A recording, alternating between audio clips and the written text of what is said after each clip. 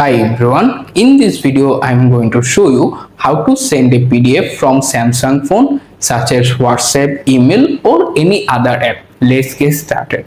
First of all, grab your phone, open the My File app your Samsung phone. After this app is open, go to the folder where your PDF is saved. Once you found the exact PDF, simply tap to open the PDF first. After the PDF is open, tap on the three dots more button top right corner. Here you can locate the share option, tap on it. Then choose the PDF file option. After that you can select the PDF format. For example, I am select standard PDF format. After you select it, at the bottom of the page you can see various options. Simply scroll through the page, find the more option, open it. Here you can see all of the supported apps listed there.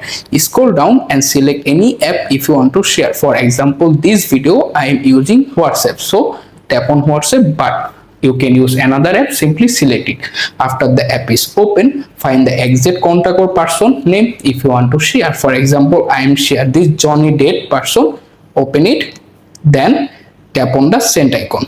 Finally tap on send button again, and you have successfully sent the PDF file from your Samsung phone. If you found this guide will help you, please subscribe to my channel. Also like this video.